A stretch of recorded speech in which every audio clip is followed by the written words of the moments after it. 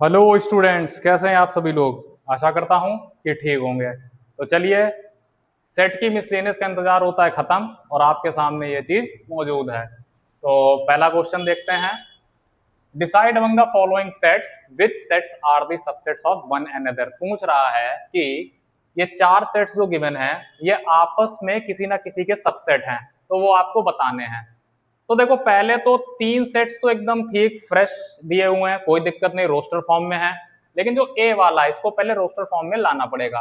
तो क्या कह रहा है, इसको रोस्टर फॉर्म में लाने के लिए देखना पड़ेगा set A contains all those x such that x belongs to real number and x satisfy this quadratic equation.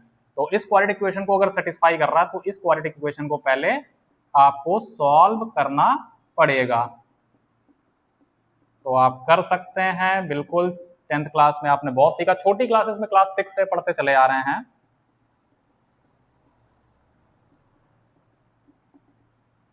x minus 6 common, x minus 2 बचा और आपका x minus 6 is equals to 0, x minus 2 is equals to 0, x is equals to 6 and 2। अगर कोई पूछेगा ये आपने mid term split कैसे कर दिया, तो मिड टर्म स्प्लिट का एक रूल होता है। उस रूल के अकॉर्डिंग पहले b को दो टर्म्स में आपको स्प्लिट करना होता है, जिनका एडिशन वापस से वहीं पहुंच जाना चाहिए। ठीक है, तो यहां देखो मैंने क्या कर दिया, माइनस 8x को माइनस 6x माइनस 2x में ब्रेक किया है। माइनस माइनस को ऐड करोगे तो साइन माइनस का रहेगा, ऐड होकर 8x हो जाएगा। और दूसरा रूल क्या कहता है, ये जो a और c का मल्टीप्लीकेशन है ये किसके इक्वल होना चाहिए, जो आपने स्मॉल b को ब्रेक किया है। तो देख लो यहाँ पर a की जगह क्या है, यहाँ पर एक्स स्क्वायर के साथ कुछ भी नहीं आपको दिख रहा है पर 1 होता है। ठीक है, सबके मल्टीप्लाई में 1 तो होता ही है, तो a की जगह 1 है और ओहो c होना चाहिए यहाँ, और c की जगह क्या है 12, और a और b में क्या है minus 6 into minus 12, 12 is equal to 12। तो ऐसे मिड टर्म में ब्रेक होता था, स्प्लिट होता था। तो हमारे पास a सेट क्या आ गया 2 एंड 6। अब चेक करो कौन किसका सबसेट है, पहले d से स्टार्ट करो। तो d जो है वो d के सारे एलिमेंट्स a में भी हैं, बहुत बढ़िया, एक मिला। फिर d के एलिमेंट सारे कहाँ हैं, b में भी हैं, दूसरा मिला। और d के एलिमेंट सारे c में भी पड़े हैं, तो d तो सभी का सबसेट हो गया। आप देख सकते हो d में 6 है, 6 यहाँ भी है, यहाँ भी और यहाँ भी है। अब चेक करो c, क्या c किसी का सबसेट है, तो c देखो भाई खूंखार सेट, एकदम इन्फिनाइट सेट, और इन्फिनाइट सेट है और बाकी सभी लिमिटेड सेट्स हैं, तो ये किसी का सबसेट यहाँ पर तो फिलहाल नहीं हो सकता। तो c को छोड़ दो, b को चेक करो, b किसी का सबसेट है, तो b हाँ c का सबसेट है। 2 4 6 2 4 6 यहाँ मिल रहा है, तो yes b is the subset of c। बाकी तो b किसी का नहीं, क्योंकि इसमें 2 एलिमेंट है, इसमें एक ही है, इसमें तो 3 है। अब a को चेक करो, a किसका है, पहले तो b का है, बिल्कुल ठीक दिख गया, a के सारे एलिमेंट b में पड़े और a के सारे एलिमेंट c में भी पड़े हैं। तो आपका आंसर ये हो जाता है। ठीक है, आगे चलते हैं। चलिए बच्चों, अब आते हैं सेकंड क्वेश्चन पर। सेकंड क्वेश्चन क्या कहता है, सेकंड क्वेश्चन कह रहा है ट्रू फॉल्स बताइए। ठीक है, तो which statement is true and which is false पता करते हैं। पहला देखते हैं, पहला पार्ट इसका, if x belongs to a, x belongs to a क्या हो जाएगा, इसका मतलब क्या हो जाएगा कि कोई x एलिमेंट सेट a के अंदर पड़ा हुआ है, and a belongs to b। अब a बिलोंग्स टू b का मतलब क्या है कि b के अंदर कौन है, सेट a, और सेट a कैसा दिख रहा है, ऐसा। भाई सेट a ऐसे तो दिख रहा है, सेट a ऐसा दिख रहा है, और सेट a कहां पड़ा हुआ है, as an element, as an element. ये बिलोंग्स टू का साइन है, ये एलिमेंट्स के लिए यूज होता है, आप पहले पढ़ चुके हैं एक्सरसाइज 1.1 में। तो अब b के अंदर कौन पड़ा हुआ है, सेट a, और सेट a कैसा दिखता है, सेट की फॉर्म में करली ब्रैसेस के अंदर x, स्मॉल x। ठीक है, अब पूछ रहा है, ये तो आपको गिवन है, इफ मतलब ये चीज गिवन है, देन क्या ये चीज सही है, देन अब आपको बताना है, अगर ये चीज है पॉसिबल या दी हुई है, तो क्या ये चीज सही है, तो क्या ये चीज सही है? तो आपको दिख रहा है, बहुत क्लियरली दिख रहा है, ये बिलोंग्स टू बी है, ना कि ये। ठीक है, तो आपके समझ आ गया ये स्टेटमेंट कैसा है? फॉल्स। It is false. अगर ये है तो ये संभव नहीं है। ठीक है, चलिए नेक्स्ट पार्ट पर चलते हैं। चलिए अब स्टार्ट करते हैं सेकंड पार्ट। अब आपको क्या चीजें गिवन है? ये चीजें गिवन है और पूछा कि अगर ऐसा है तो क्या ये सही है? अगर ऐसा है तो देन क्या ये सही है? चलिए पहले तो क्या गिवन है उसको बनाते हैं। A is the subset of B. Let A को कुछ मान लो, मैंने इसको मान लिया। ठीक है, ये हो गया। अब ए क्या है? बी का सबसेट है। तो चलो कुछ और लेते हैं, इसको छोटा बनाते हैं। ये लो, एक्स हटा देते हैं, 1 लिख देते हैं यहाँ पे। आप लेट कर लो, कुछ भी कर लो। अब बी आपको क्या लेट करना पड़ेगा अकॉर्डिंग टू कंडीशन? तो मैंने 1 2 मान लिया। ठीक है, तो यहाँ पे ए बी का सबसेट है। यस, ए बी का सबसेट है, अभी तक कंडीशन फुलफिल हो रही है। And B belongs to C.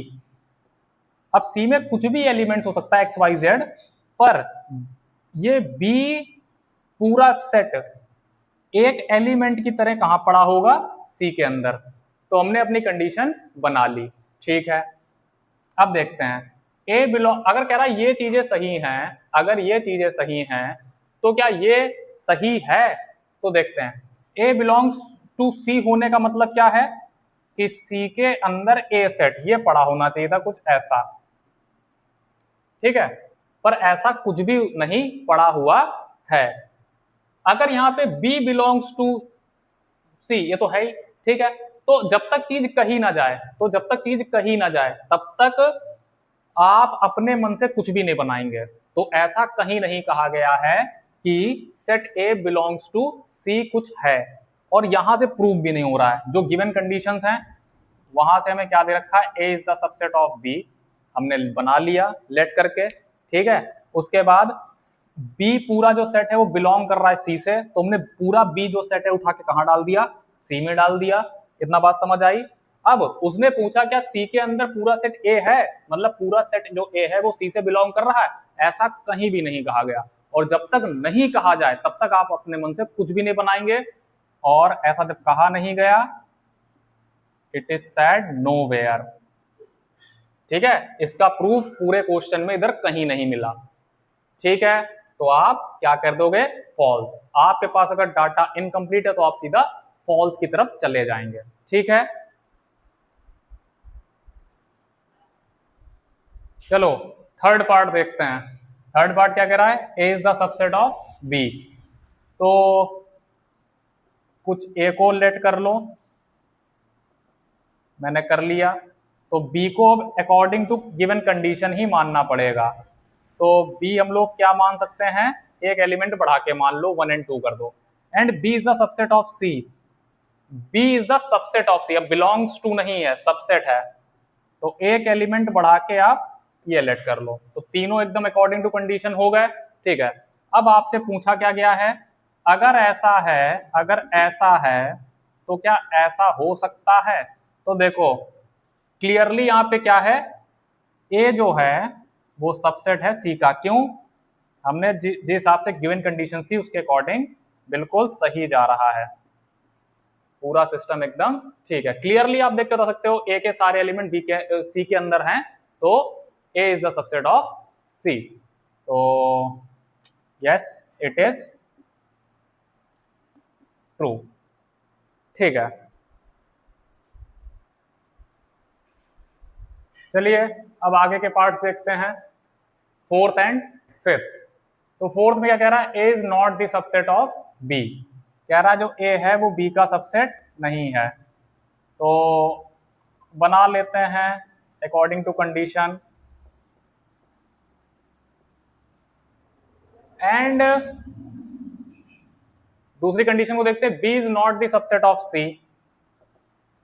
B is not the subset of C. तो सी बनाते हैं यहां।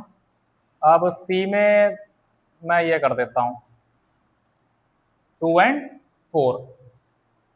अच्छा, अब कह रहा है, अब देखो ये चीजें गिवन है और फिर पूछ रहा क्या ये चीज ठीक है।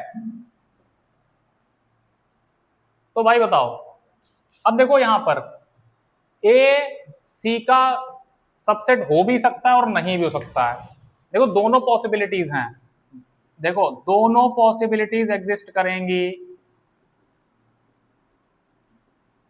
और जहां पे दोनों पॉसिबिलिटीज एग्जिस्ट करेंगी वहां पे ये फॉल्स हो जाएगा। पर दोनों पॉसिबिलिटीज एग्जिस्ट करेंगी कैसे? तो पहले तो यहां देखो, अभी तुमने मान लिया, हम लोग कर रहे थे, लेट कर लेते थे, पर ये वाली पॉसिबिलिटी आप कैसे दिखा सकते हो? और एक ये वाली पॉसिबिलिटी आपको दिखानी है, ये भी हो सकता है और ये भी हो सकता है। कैसे? पहली कंडीशन देखो, A is not the subset of B, तो ये तो ठीक हो गई। अब सी को मानते हैं यहां पर,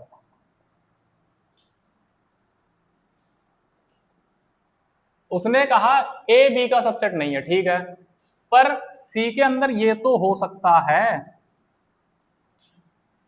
सी के अंदर ये तो हो सकता है 1 2 एंड 4।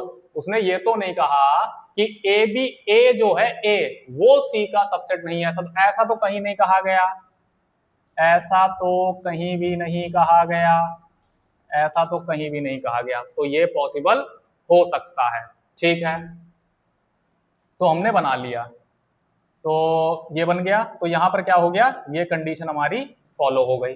अच्छा, यहां पर ऐसा भी हो, अब दूसरी कंडीशन इसमें क्या हो सकता था, ये तो है ही है, ए जो है ए के अंदर हमने लेट कर लिया 1 एंड 2 और बी के अंदर 1 3 कर लिया। अब यहां पर अगर ए को नहीं दिखाना है तो यहां पर अब सी आप कुछ भी मान सकते हो, 1 4 6 मान लो, ठीक है। तो क्या तीनों देखो, अब देखो दोनों कंडीशन फुलफिल हो रही हैं, इस वाले में देखो और फिर यहां से इसमें देखो, ये तो हमने लेट कर ही लिया, अब इससे एक सी इधर माना और एक बार सी इसको ये माना। अब देखो इधर क्या लिख दोगे, पार्ट 1 कह लो, देखो हाँ, कंडीशन 1 और इधर क्या है, कंडीशन 2। पहली कंडीशन के अकॉर्डिंग क्या है, क्या देखो पहली कंडीशन में सारी चीजें फुलफिल हैं, A is not the subset of B, जो ए है वो बी का सबसेट नहीं है, बिल्कुल ठीक है। B is not the subset of C, क्या 1 3 इसमें है, 1 3 इसमें नहीं है, तो ये दोनों ही कंडीशन इधर फुलफिल हो रही हैं। क्या इधर फुलफिल हो रही हैं कंडीशन 2 में, A is not the subset of B fulfil हो रहा है और B is not the subset of C, 1 और 3 इसमें नहीं है, तो ये दोनों कंडीशन दोनों तरफ फुलफिल हो रही हैं। अब हमको चेक करना है कि क्या ये सही है, तो देखो पहली कंडीशन में बिल्कुल ठीक है और दूसरी कंडीशन वो, हाँ पहली कंडीशन के अकॉर्डिंग ये सही नहीं है और दूसरी कंडीशन के अकॉर्डिंग ये सही है। तो हमें ट्रू कब लगाना है, जब सारी कंडीशंस स्टेटमेंट के फेवर में चली जाएं। अगर एक भी कंडीशन क्या हो गई, अगेंस्ट चली गई, एक भी ऐसी पॉसिबल कंडीशन है जहां पर ये स्टेटमेंट गलत हो रहा होगा, तो ये किस कैटेगरी में चला जाता है, फॉल्स की कैटेगरी में चला जाएगा, ठीक है। आपको इस तरह से चेक करके देखना पड़ेगा। और उसने कहीं भी देखो, यहाँ पे नॉट आता है, ज्यादातर फॉल्स होता है, क्यों, वहां पे कुछ भी तो दिया नहीं, तो आप अपनी इमेजिनेशन कर रहे होते हो, किसी ना किसी इमेजिनेशन में वो गलत हो ही जाता है, ठीक है। फिलहाल मैंने ये क्वेश्चन आपको एक्सप्लेन कर दिया है, कभी ऐसा क्वेश्चन आएगा तो फिर देखेंगे। आते हैं यहाँ पे, ओ यहाँ पर आ ही गया, तो कह रहा x बिलोंग्स टू a, हमने डाल दिया उसके अंदर, a is not the subset of b, बहुत बढ़िया, a जो है b का सबसेट नहीं है, मतलब इसमें कोई और एलिमेंट्स पड़े हो सकते हैं पर a का नहीं पड़ा है, ठीक है, हमने लेट कराई है, ठीक है। अब आगे देखते हैं, देन x, अगर ये है तो क्या ये संभव है, x बिलोंग्स टू b हो सकता है, नहीं, बिल्कुल नहीं। x जब a से बिलोंग है और a जो है वो सबसेट b का है ही नहीं, तो इसका तो बिल्कुल ही पत्ता साफ है, मतलब ये तो clearly false, easy, this is easy question. तो आंसर चेक कर ले, फिर आगे बढ़ते हैं।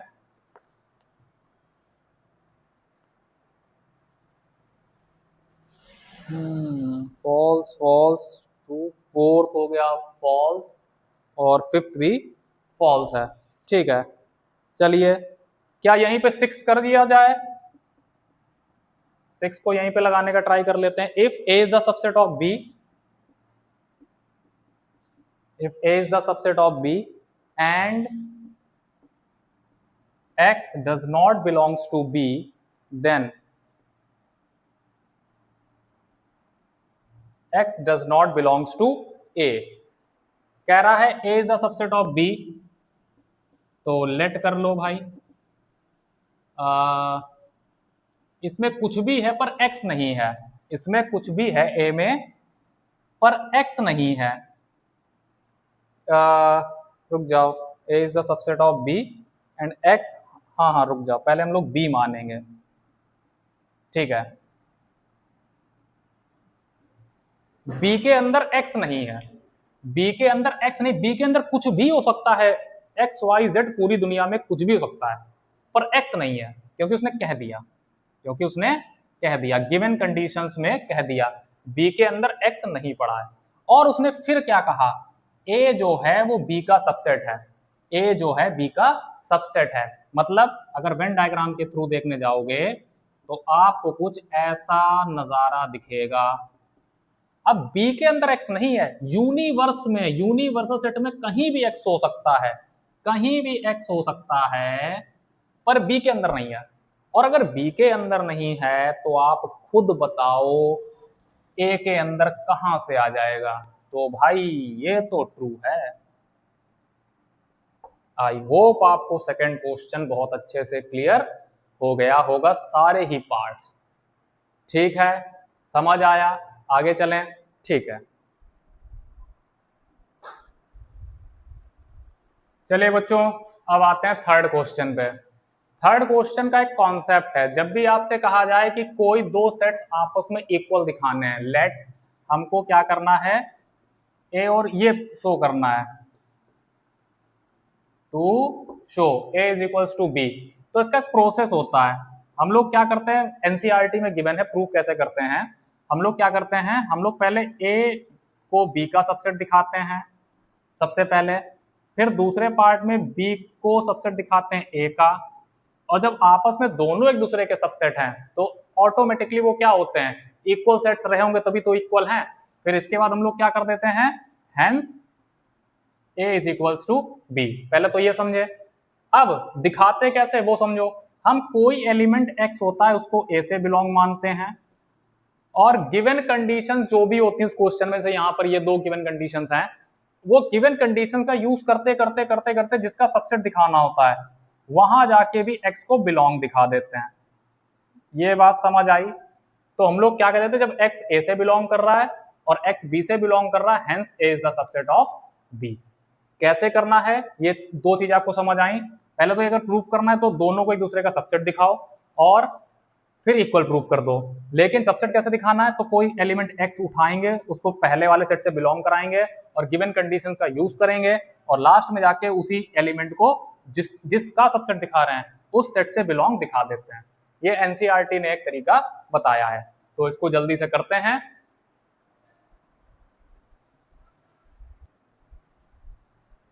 चलिए बच्चों, अब प्रूफ करते हैं। ये ठीक कर लेना, यहां पर हमको क्या शो करना है, b इज इक्वल्स टू सी। तो सबसे पहले हम क्या शो करने चलेंगे, b is the subset of c। अब उसके लिए क्या करना पड़ेगा, जैसा मैंने बताया था कि आपको लेट करना होगा, कोई एलिमेंट x है वो b से बिलोंग कर रहा है, और गिवन कंडीशंस का हम लोग यूज करते करते कहां पहुंच जाएंगे, उसी एलिमेंट को c से बिलोंग दिखा देंगे। तो जो गिवन कंडीशंस है इसको आप कुछ मान लो तो इजी रहेगा। इसको फर्स्ट मान लो और इसको सेकंड मान लो। ठीक है, चलते हैं आगे। अब क्या कह रहा है, x belongs to b, let कर लिया हम लोगों ने। अब एक और चीज आप बना लो, जब तीन सेट गिवन है तो एक छोटू सा वेन डायग्राम आप बना सकते हैं, a b एंड c। हमने ये दिखा दिया b में एलिमेंट पड़ा हुआ है x, देन अगर b में है तो आपको क्लियरली पता x और कहां होगा, जब b में है तो a यूनियन b में तो जरूर होगा। कोई डाउट हो तो बताओ, a यूनियन b वाला पोर्शन देखो, इतना, x तो उसमें भी आ रहा है, हालांकि बी यूनियन सी में भी आ रहा है, ठीक है। जब बी यूनियन सी वाला पोर्शन देखोगे तो उसमें भी x आएगा, ठीक है। यूनियन में तो आ ही रहा है, तीनों के यूनियन में आ रहा है, तो ए यूनियन बी में तो आ ही रहा है। अब आगे बढ़ते हैं, अगर ए यूनियन बी में आ रहा है देन गिवन कंडीशन हमें क्या थी, फर्स्ट बाय फर्स्ट। अगर ए यूनियन बी में तो ए यूनियन सी में भी हो जाएगा, बिल्कुल सही बात है, वो इसमें डाउट वाली बात ही नहीं है। बहुत बढ़िया। अब यहां से देखते हैं, अब यहां से दो कंडीशंस अराइव होंगी, ध्यान से देखो। या तो देखो ए से बिलोंग करेगा, बी से तो बिलोंग कर ही रहा था, या तो सेट ए से भी बिलोंग करेगा और या तो सेट सी से बिलोंग करेगा। तो हमारा यही तो टारगेट था, यही तो टारगेट था कि x जो है वो b से बिलोंग होते होते गिवन कंडीशंस के अकॉर्डिंग हम लोग कहां पहुंच जाएं, उसका यूज करते हुए c से बिलोंग दिखा दें, तो हमारा टारगेट कंप्लीट हो जाएगा। पर अभी एक ही तरफ दिखाया है, हर पॉसिबिलिटी में जब ये c से बिलोंग करेगा, x है स्मॉल x जो है जब c से बिलोंग हर पॉसिबिलिटी में करेगा तब जाके ट्रू माना जाएगा। अभी इधर तो हमने इस वाली आइदर वाली ब्रांच जो पहली ब्रांच है इसमें अभी प्रूव नहीं किया है। अभी हम लोग कहां पहुंचे हैं, x belongs to b and x belongs to a।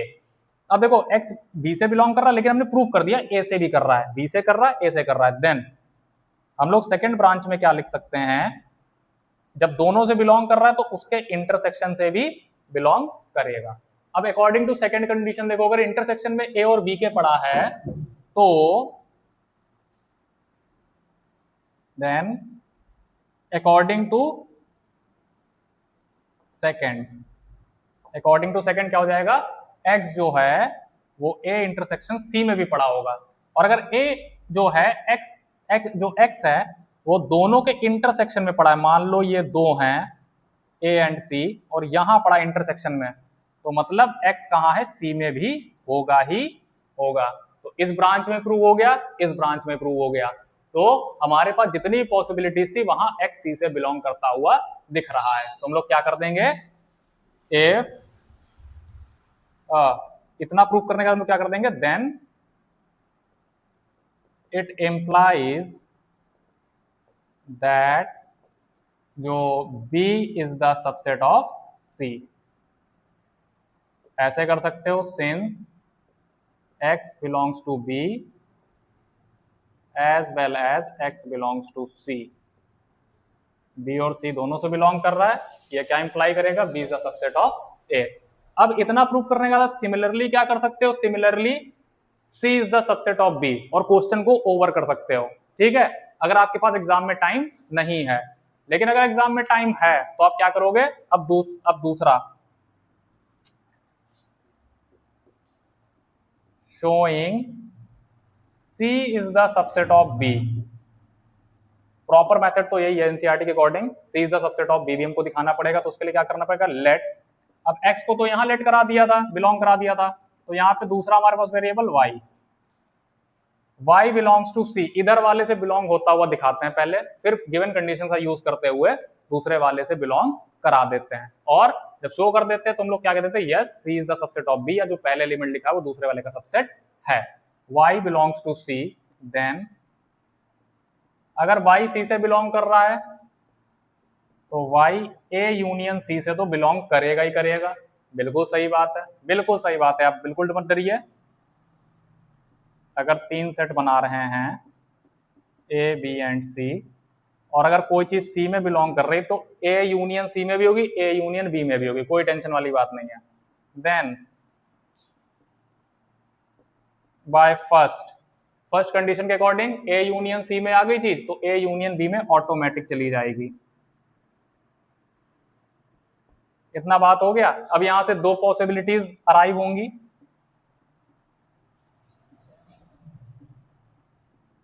Either y belongs to A होगा और y बिलोंग्स टू B होगा।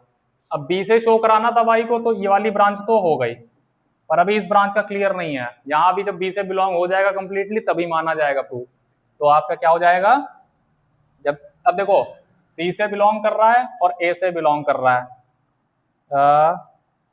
सो y दोनों के इंटरसेक्शन से भी बिलोंग करेगा। कोई दिक्कत इसमें? सी में भी है, ए में भी है, मतलब दोनों में बोथ वाली कंडीशन आ गई, मतलब इंटरसेक्शन में y पड़ा हुआ है। देन बाय इससे देखो ए इंटरसेक्शन सी में आ गया तो बी में भी चीज चली जाएगी। अकॉर्डिंग टू ये क्या हो जाएगा आपका, पहले लिख लो, ए इंटरसेक्शन बी में आ गया। क्यों आ गया, रीजन देना चाहो तो by second.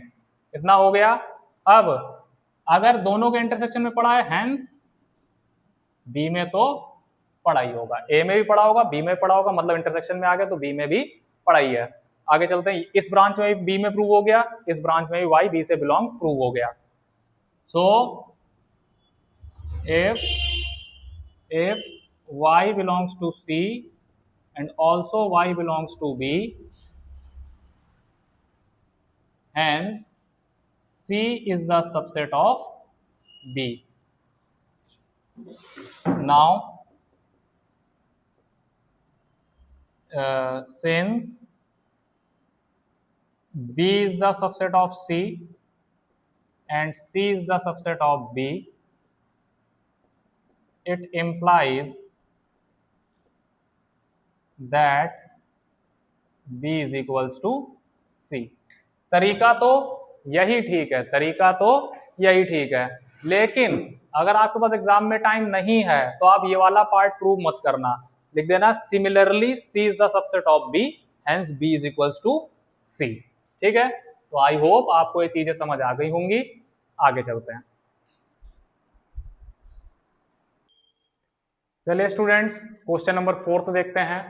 Show that the following 4 conditions are equivalent. हमें क्या करना है, ये 4 कंडीशंस गिवन है और चारों को आपस में इक्विवेलेंट दिखाना है। तो अब इक्विवेलेंट दिखाने के लिए क्या करना होता है, तो हम लोग कोई एक कंडीशन पकड़ते हैं,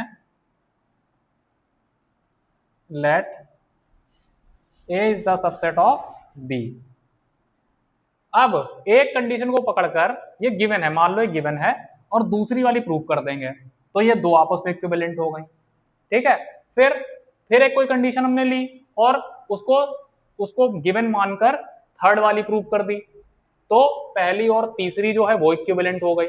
अब मान लो पहली वाली ली और फोर्थ को प्रूव कर दिया, तो फर्स्ट और फोर्थ आपस में इक्विवेलेंट हो जाएंगी। तो इसका कॉन्सेप्ट समझ आ गया होगा।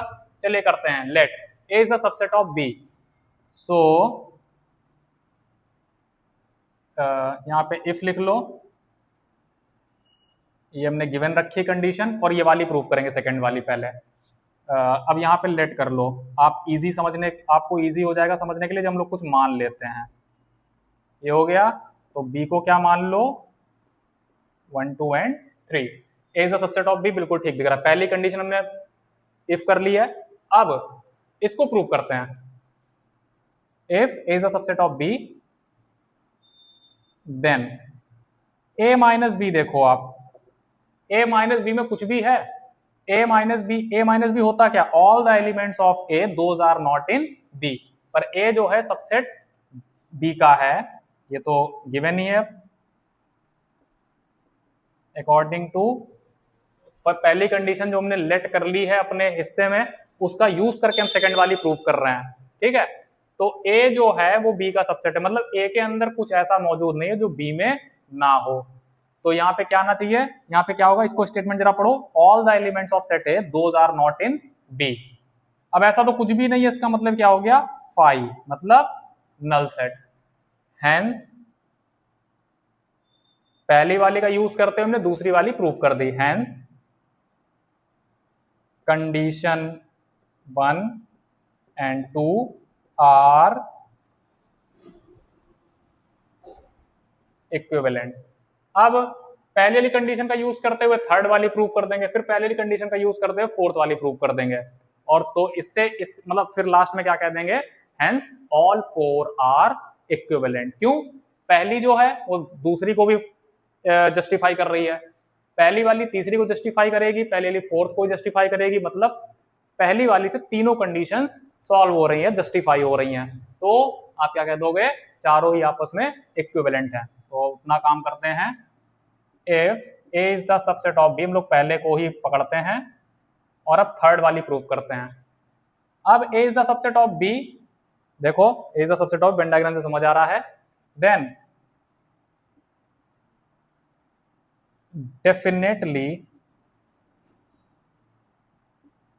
डेफिनेटली क्या हो जाएगा, ए यूनियन बी, हाँ सही तो है, A union B is equals to B, ये भी प्रूव हो गई। ठीक है, देन यहाँ पे डेफिनेटली की बजाय इट इम्प्लाइज करके लिख दो तो बहुत अच्छा रहता है, देखने में अच्छा लगता है, पढ़ने में अच्छा लगता है। Then it implies A union B के अंदर क्या आ जाएगा, बी सेट। अगर ये है तो यही भाई पॉसिबल है। तो पहली वाली का यूज करते हुए थर्ड वाली भी प्रूव हो गई। इसका मतलब क्या हुआ, hence first and third are equivalent. First third and second भी करो ना, क्योंकि फर्स्ट के इक्विवेलेंट सेकंड हो गई है, ठीक है, और फर्स्ट के इक्विवेलेंट थर्ड भी हो गई, तो तीनों आपस में इक्विवेलेंट हो गई हैं। अब आगे देखते हैं, ए इज द, अब हमें अगर ये गिवन है, if A is the subset of B, A is the subset of B, अब क्या प्रूव करना है, ए इंटरसेक्शन बी में ए आएगा। तो देखो अगर इसी वेन डायग्राम को उठाओ तो दोनों में कॉमन पार्ट क्या है, ए और बी दोनों में कॉमन पार्ट क्या है, तो दोनों में क्या चीज आ रही है, यही चीज आ रही है, ए, बिल्कुल साफ साफ दिख रहा है। इफ देन आप करना चाहो कर भी सकते हो, यहां पे जो माना है आप देख लो, जो ए है उसके अंदर 1 and 2 है, जो बी है उसके अंदर 1 2 and 3 है, तो A is the subset of B है, बिल्कुल ठीक है। तो ए इंटरसेक्शन बी में आपको क्या मिलेगा, कॉमन पार्ट क्या है, 1 2, और ये किसके इक्वल है, ए के इक्वल है। Hence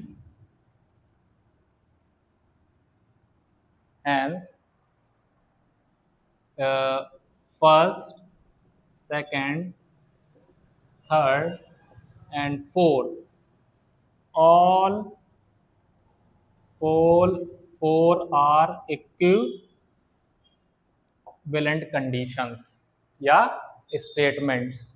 इतना बात समझ आया। और आप यहां पर भी इंप्लाई कर सकते हैं, जैसे अप्लाई कर सकते हैं, सॉरी 1 2 1 2 3 जो आपने लेट किए थे। अब यहां पर आइए, अगर ए यूनियन बी कर दें तो हमको 1 2 3 मिल जाएगा, और वो किसके इक्वल हो जाएगा, बी के इक्वल हो जाएगा। आप ये रीजन दे सकते हैं, ठीक है। आई होप आपको कोई प्रॉब्लम नहीं आई होगी। तो ठीक है, फोर्थ क्वेश्चन भी आपका कंप्लीट होता है। चलिए अगला क्वेश्चन देखते हैं, फिफ्थ। शो दैट, क्या शो करना है, अगर ये है A is the subset of B, then ये प्रूफ करिए C minus B is the subset of C minus A. अगर ये गिवन है A is the subset of B, ये पहली कंडीशन, तो हमको ये प्रूफ करना है। तो अभी मैं बता चुका हूं, जब भी सबसेट प्रूफ करना है तो कोई एलिमेंट x या y आप किससे बिलोंग करता हो दिखाएंगे, पहले इससे, और फिर गिवन कंडीशंस का यूज करते हुए आप इससे बिलोंग दिखा देंगे वही एलिमेंट, तो आपका ये प्रूफ मान लिया जाता है अकॉर्डिंग टू एनसीईआरटी। तो करते हैं proof, let x belongs to c minus B, कर दिया। अब इसका मतलब क्या निकला, इसका मतलब क्या निकला, ये डिफरेंस में x है, it implies that x belongs to c। ये बात क्या दिखा रहा है, अरे भाई ऐसे समझो, c में क्या कर दिया, ऐसे कर दिया, और b में क्या कर दिया, 1 और 2 कर दिया, 1 and 2 कर दिया। अब क्या अगर c माइनस बी करेंगे तो x ही तो आएगा, लेट कर लिया, ये लेट किया है यहाँ पे, ठीक है। क्या C माइनस बी क्या कंटेन करेगा? All those elements of C those are not in B, यही तो करेगा। C वो सारे एलिमेंट्स, वो C माइनस बी ये जो सेट है वो सारे एलिमेंट्स कंटेन करेगा जो C में है पर B में नहीं है। तो क्या X belongs to C but X does not belong to B। ठीक है, इस लाइन का, इस स्टेटमेंट का मतलब ये निकला। चलें आगे चलते हैं। C माइनस बी नाउ, अब since X does not belongs to B, अगर B में ही नहीं है तो जरा हमें गिवन क्या था? हमें गिवन क्या? A is the subset of B। B यहां लिखा और A उसके अंदर है। अगर B में ही कोई चीज नहीं तो A में कहां से पहुंच गई? Since X does not belongs to B, so it implies also X does not belongs to A। ठीक है, A में भी नहीं है। अब चीज C में है पर A में नहीं है, so X belongs to C minus A। ये चीज क्लियर हुई? कोई चीज C में है पर A में नहीं है तो C माइनस A में तो होगी ही होगी, और यही तो हमको प्रूफ करना था। यहां से लेके चले थे और यहां पे दिखा दिया। इजी सा क्वेश्चन था, इजी सा क्वेश्चन था। Hence C minus B is the subset of C minus A। ठीक है, लिखना चाहना तो ये लिख देना, एक लाइन यहां पे बढ़ा देना। Since X belongs to C minus B and also X belongs to C minus A, hence C minus B is a subset of C minus A। आपका क्वेश्चन कंप्लीट होता है। चलिए बच्चों स्टार्ट करते हैं। सिक्स्थ क्वेश्चन क्या है? Assume that PA is equal to PB, मतलब power set of A is equal to power set of B given है हमको, और क्या शो करना है? A is equal to B।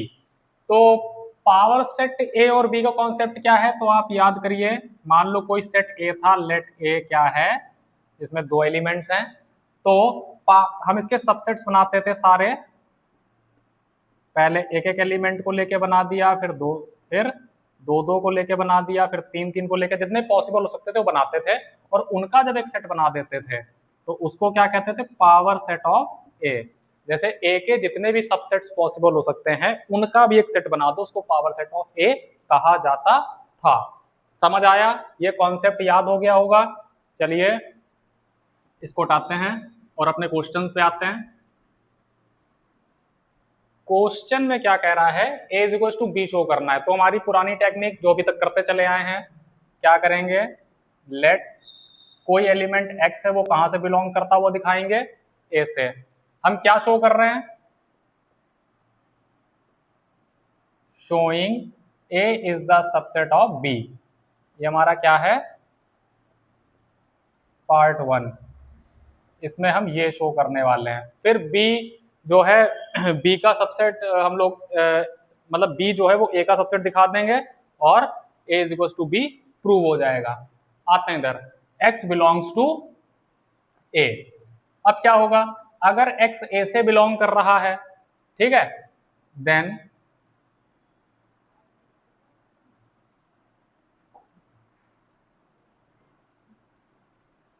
Power set of A में क्या होगा? आप बताओ। अगर सेट A में ये X पड़ा हुआ है, ठीक है, तो पावर सेट ऑफ A कैसा बनेगा? कैसा दिखेगा?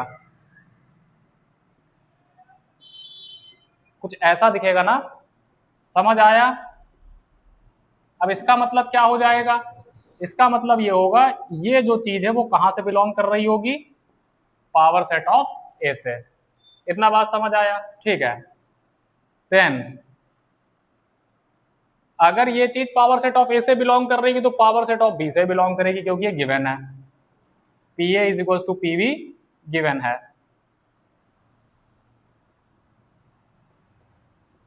रीजन दे देना।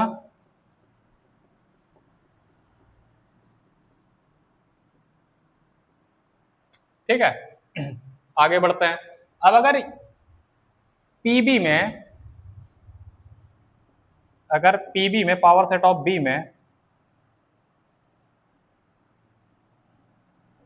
अगर ये चीज बिलोंग कर रही है, तो बी में क्या चीज बिलोंग कर रही होगी? डेफिनेटली आपको एक्स बिलोंग कर रहा होगा, क्योंकि इसी के तो जब सबसेट्स बनेंगे तो उसी में तो ये आएंगे, ठीक है। और वही किस में चला जाएगा? पावर सेट ऑफ बी में। So it implies that x belongs to b। अब यहां क्या हो जाएगा? Hence हमने क्या प्रूव कर दिया? a is the subset of b। मैंने फिर कहा कि अगर आपके पास टाइम नहीं है तो आप क्या लिख दोगे? Similarly b is the subset of a, hence a is equals to b। लेकिन अगर आपके पास टाइम है तो आप पूरा क्वेश्चन करोगे, पूरे में आपको रिवर्स भी दिखाना होगा, b is the subset of a। तो पार्ट 2 में हम लोग क्या शो कर देंगे? Showing b is the subset of a। ये चीज शो करने चलेंगे तो इसके लिए क्या करना पड़ेगा? लेट कोई एलिमेंट y है जो वो b से बिलोंग करता हुआ दिखा दो, और बाद में यही एलिमेंट a से बिलोंग करता हुआ दिखा देंगे तो अपना काम हो जाएगा। तो करते हैं। y belongs to b, then y किससे? y नहीं, ये सेट ऑफ y, मतलब करली ब्रेसेस के अंदर y ये किससे बिलोंग कर रहा होगा? पावर सेट ऑफ b से, ठीक है। पावर सेट का कॉन्सेप्ट बहुत इजी है, पढ़ाया भी है, वहां से आप देख के आइए तो और ज्यादा चीजें क्लियर हो जाएंगी। नहीं तो इतने से जो पढ़ चुके हैं उनके लेट समझ आ रहा होगा, ठीक है, उनको समझ आ रहा होगा। तो ये हो जाएगा। नाउ जो करली ब्रेसेस के अंदर y है, अब p भी किसके इक्वल है? pa के, तो ये ऑल्सो कहां बिलोंग करेगा? pa में भी। हेंस अगर यहां तक आ गया है तो a में क्या बिलोंग कर रहा होगा? x बिलोंग कर रहा होगा। अब इसके जब सबसेट्स बनाओगे, सॉरी y कर रहा होगा, अब जब इसके सबसेट्स बनाओगे, इस सेट के सबसेट्स के अंदर कौन कौन से एलिमेंट आएंगे? एम्प्टी सेट एंड करली ब्रेसेस के अंदर y, और जब उसका सेट बनाएंगे तो पावर सेट ऑफ a बन जाएगा, ठीक है। अरे ऐसे समझ लो कि अगर इसके सबसेट्स बनाने चलेंगे तो यही तो बनेंगे, ठीक है। और इसका अगर, और ये मान लो कोई सेट था, मान लो a था ये सेट, और अब पावर सेट ऑफ a में क्या बन जाएगा? इसी का एक सेट बना के हम लोग दे देंगे, ठीक है। यही तो कॉन्सेप्ट था। तो इतनी बात समझ आ गई। तो y बिलोंग्स टू क्या हो जाएगा? a। y belongs to b था और हमने क्या शो कर दिया? y belongs to a। अब जब y belongs to a show हो गया है तो हेंस नहीं, सिंस a इज, हाँ, सो यहां पर क्या हो जाएगा? पहले तो ये चीज दिखा दो, b is the subset of a, b is the subset of a since, अब देखो ये भी चीज प्रूव हो गई और ये भी चीज प्रूव हो गई, since a is the subset of b and b is the subset of a, so a is equals to b। Proved, ठीक है। मुझे ऐसा लग रहा है कि ये शायद आपके न्यू सिलेबस में पावर सेट का कॉन्सेप्ट नहीं है। अगर नहीं है तो आप इसको स्किप करके आगे बढ़ जाइएगा नेक्स्ट क्वेश्चन पे, और अगर ये आपके स्कूल में कहीं पे पावर सेट का कॉन्सेप्ट बताया जा रहा है तो ये हेल्पफुल रहेगा। ये प्रूफ वाला क्वेश्चन था पावर सेट पर बेस्ड, तो वो मैंने करा दिया, ठीक है। चलिए आगे चलते हैं। चलिए स्टूडेंट्स 7th क्वेश्चन देखते हैं, पढ़ते हैं पहले इसको। Is it true for any sets A and B? कोई दो सेट्स हैं ए एंड बी। अब क्या चीज ट्रू देखनी है, क्या ये चीज पॉसिबल है? अगर कोई दो सेट्स ए और बी मौजूद हैं तो क्या ये चीज पॉसिबल है उसमें? तो अब ऐसे क्वेश्चंस को करने के लिए बता देते हैं तरीका, जहां पे पूछा जाए ऐसा संभव है या नहीं। तो चेक करने के लिए हम लोग क्या करेंगे? लेट कोई दो सेट्स मान लेते हैं, जो ए हैं उनको कुछ मान लेते हैं, और यहाँ पे कोई कंडीशन नहीं गिवन है कि यूनियन इतना होना चाहिए, वो कुछ होना चाहिए, उन्होंने कहा एनी सेट्स, कोई हो सकते हैं। तो हमने छोटे छोटे 2 सेट्स मान लिए। कोशिश करना 2 ही पे रहना, 2 ही एलिमेंट पे रहोगे तो जो आप एक्शन परफॉर्म कर रहे हो, ऑपरेशन जो परफॉर्म कर रहे हो यूनियन का, इंटरसेक्शन का, वो इजी हो जाता है। ठीक है, अब देखते हैं। तो पावर सेट ऑफ ए में, पावर सेट ऑफ ए में कौन कौन से एलिमेंट्स हो जाएंगे जो ए के सबसेट्स हैं, तो बना दो। सबसेट्स बनाने का कॉन्सेप्ट वहां बताया था एक्सरसाइज 1.2 में। आपका इंट्रोडक्शन काफी चला था पिछले में। ठीक है, तो सबसेट सारे बन गए और वो सबसेट्स कहां लिख दिए जाएंगे, पावर सेट ऑफ ए के अंदर। अब बी के सारे सबसेट्स को उठा के एक पावर सेट ऑफ बी बना दो, तो क्या हो जाएगा, एम्प्टी सेट। फिर एक एक एलिमेंट उठा के बनेगा, फिर सारे ही एलिमेंट्स उठा के बन जाएंगे। ठीक है, सबसेट का कॉन्सेप्ट शायद 1.3 में था, वहां पढ़ाया था। हाँ, कुछ ऐसा ही था, एक बार देख लीजिएगा जाके, अगर नहीं समझ आ रहा है तो। ठीक है, समझ आ रहा तो कोई बात नहीं, अगर आप पढ़ के आए तो बहुत अच्छी बात है। अब क्या हो जाएगा, आपको ये जस्टिफाई करना, चेक करना है। तो चेक करने के लिए पहले क्या कर दो, P A union P B, मतलब इस सेट और इस सेट का यूनियन ले लो। यूनियन मतलब इन सारे दोनों सेट्स के एलिमेंट साथ में आ जाएंगे। अब देखो ये तो 2 बार आ गया, तो एक ही बार लिखा जाएगा यहां। फिर 1 2 1 2, फिर 3, फिर 4, फिर 3 4, ये हो गया इतनी। ये इधर का LHS क्लियर हो गया, LHS क्लियर है। अब कर लेते हैं बात RHS की। अब बात कर लेते हैं RHS की। RHS के लिए आपको देखना पड़ेगा कि A यूनियन B, पहले A यूनियन B का पावर सेट पूछ रहा है, तो पहले A यूनियन B करो आप। क्या क्या हो जाएगा, 1 2 3 4। ठीक है, A यूनियन B में दोनों के एलिमेंट आ जाएंगे, A यूनियन B में दोनों के एलिमेंट्स लिख दिए जाएंगे। ठीक है, अब power set of A union B करोगे तो बहुत बड़ा सेट बनने वाला है। चलो बनाते हैं। फाई तो सबका सबसेट होता है, पढ़ा था। फिर एक एक एलिमेंट को उठा के आप सेट बना लो। ठीक है, एक एक एलिमेंट उठ गया। अब 2 2 को उठा के बना लो।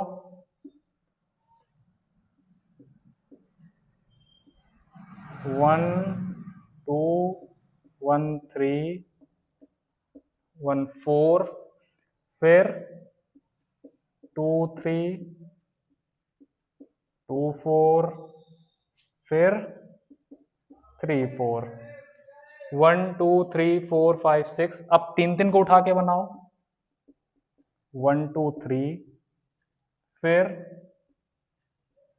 1 3 4, और यहीं से आपको दिख गया होगा ये इक्वल नहीं है, क्योंकि ये सेट बनता चला जाएगा।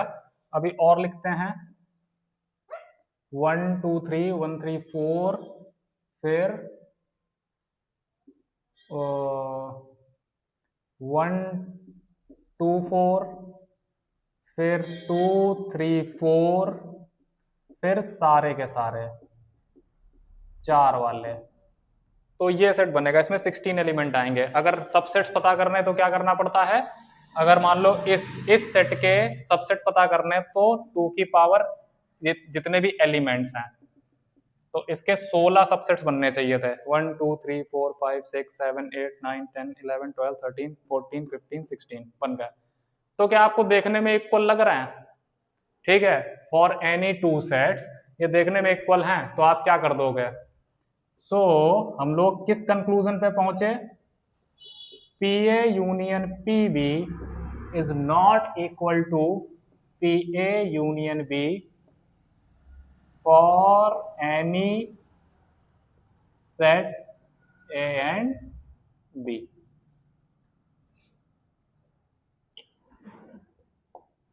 ठीक है, ये नॉट इक्वल होता है। ऐसे क्वेश्चन में आप क्या करोगे, कोई 2 सेट्स को एज्यूम कर लिया जाता है। ठीक है, आगे चलते हैं।